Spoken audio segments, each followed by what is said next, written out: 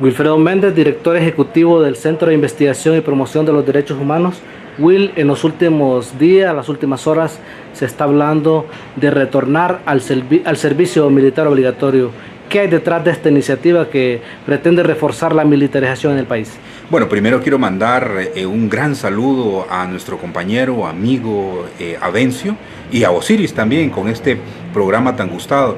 Y uno de los temas que está abordando ahora ustedes en el programa es vital para la democracia, puesto que estamos hablando de una estructura que infortunadamente le ha causado más daño al país que beneficio, y me refiero a las Fuerzas Armadas. Yo he hecho una crítica muy fuerte a las Fuerzas Armadas e incluso he dicho que es tiempo, y lo he escrito así en uno de mis libros sobre derechos humanos, que es tiempo ya de plantearse la supresión de las Fuerzas Armadas, y planteo 20 razones por las cuales las Fuerzas Armadas no deben de existir.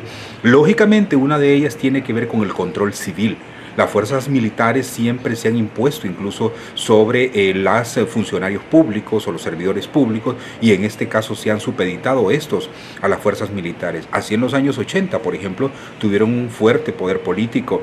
En los años 90 fue horrible, por ejemplo, el tema del control económico que tenían, y a partir de los 90, cuando ya el servicio militar se hace voluntario, se genera un aparente debilitamiento que logran después reforzarse en el golpe de Estado del 2009 y que han ido ahora repuntando en su nivel de fuerza.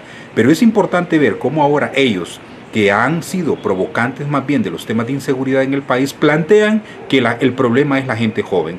Plantean que los jóvenes son el problema y que por lo tanto hay que reclutarlos, hay que meterlos en un batallón y que a partir de ahí se van a resolver los problemas.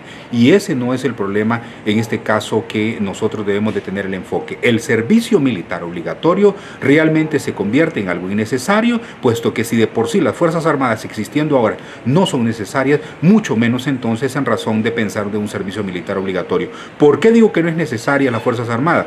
Porque hay presupuesto gastado, porque en materia de seguridad es la Policía Nacional la que debería estarse fortaleciendo y no debilitando y fortaleciendo más la estructura castrense, porque la efectividad que ahora se tiene no es la que se aparenta, sino que tenemos una efectividad ficticia, puesto que esta efectividad va planteada por el hecho del dominio del narcotráfico, el dominio de las estructuras criminales y de la inseguridad. Por esas razones entonces estamos frente a subterfugios, estamos frente a falacias, estamos frente a elementos creados a nivel mediático más que de necesidades efectivas. Will, los batallones se encuentran llenos. De hecho, los batallones y en los diferentes lugares del país, los militares le dicen no a mucha gente que desee ingresar a hacer su plaza, a hacer su servicio militar obligatorio. ¿Qué hay detrás de un tema en el que pues no es por necesidad de llevar más gente a los batallones, sino más bien por una situación ajena al parecer? Bueno, hay dos elementos muy importantes. Uno tiene que ver con el fortalecimiento de las Fuerzas Armadas por sí mismos, que estos grupos perdieron control político y económico, como le mencionaba, en los 80 y los 90, y ellos quieren retomar poder.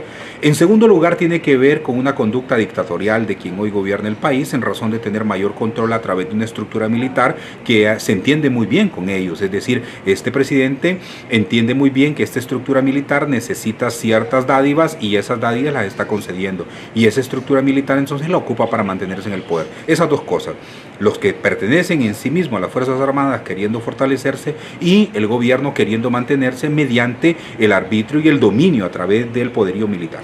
¿Será una forma de perpetrar los abusos desde un punto de vista legalizarlo, tomando en cuenta que la fuerza militar se ha visto involucrada en el asesinato de personas a sangre fría, asesinato de personas en manifestaciones, y ahora pretenderán ir a perseguir a los jóvenes, quizás a los barrios pobres de la... Bueno, hay que recordar que lo ilegal es ilegal en todas las perspectivas, aunque quieran a través de un proceso legal, constitucional, incluso como pretendieron elevar a rango constitucional a Policía Militar del Orden Público, pero cualquier acción irregular que hagan, independientemente de que haya una disposición legal, siempre encontraremos a futuro un fiscal o un juez que pueda condenar esa ilegalidad que se cometió mediante aparentes acciones legales. Por lo tanto, creo que este nivel de afianzamiento tiene que ver con ese poderío que le menciono, tratando de poder cohesionar el poder político en el país. En caso de ser aprobada alguna reforma que atente contra esta conquista lograda por la sociedad hondureña y por las juventudes, ¿qué derechos se verán en riesgo desde una perspectiva de derechos humanos? Bueno, para empezar hay que notar que aquellos jóvenes que entren a esta estructura, si no se tienen las mismas condiciones de desarrollo en razón de educación, en razón de crecimiento, pues lógicamente tendremos ahí reclutas que estarán 1 o 2 años nada más ganando un salario ínfimo y saldrán pues tal como entraron, es decir, sin mayor nivel de formación académica, sin mayor nivel de crecimiento. Es decir, lo que deberíamos estar nosotros preocupados es cómo combatimos la inseguridad efectivamente a través del fortalecimiento de la Policía Nacional de Seguridad Pública, cómo invertimos más en juventudes, cómo establecemos nosotros nuevas estrategias, y esos derechos prácticamente se pueden ir mermando en razón de ver a los jovencitos nada más como carne de cañón, de ver a los jovencitos nada más para que estén en una estructura militar obedeciendo a una estructura realmente dañina para el país. Entonces los derechos que tienen que ver con educación, con crecimiento familiar, con crecimiento personal, con oportunidades de vida, se van limitando en esa perspectiva. Will, finalmente, ¿qué debemos hacer como sociedad, como organizaciones, como pueblo, tomando en cuenta que esto fue una lucha de incluso una huelga de hambre de mujeres como Gladys Lanza, como Alba Mejía, gente que apoyó, por ejemplo, como el presidente de la Asociación de Industriales de aquel tiempo, Adolfo José? ¿Qué como sociedad podríamos hacer para defendernos de una andanada, digamos, que se piensa hacer en contra de derechos, una acción regresiva de derechos humanos para los jóvenes? Mire, yo creo que en principio la sociedad hondureña tiene que preocuparse más por la gente joven, entender que los jóvenes no son el problema, que los jóvenes han sido excluidos, que han sido marginados, que han sido perseguidos, que nosotros tenemos una deuda a nivel social, a nivel de iglesia, a nivel de Estado, a nivel familiar, por la desatención de la gente joven. Eso es lo primero que debemos de entender. Debemos de cambiar la concepción que tenemos sobre el tema de seguridad. Seguridad no es más armas, seguridad es más paz a través del bien que podamos generar, a través de una sociedad que pueda brindar justicia. Si nosotros hacemos ese cambio de perspectiva en razón de dar más oportunidades a la juventud, vamos a rechazar cualquier otra acción que quiera convertir a nuestros jóvenes en entes armados. No, tenemos que convertir a nuestros jóvenes, a nuestras jovencitas, en entes de prosperidad, de desarrollo, de paz, de fortalecimiento democrático, de convivencia. Esos son los elementos que deben de privar.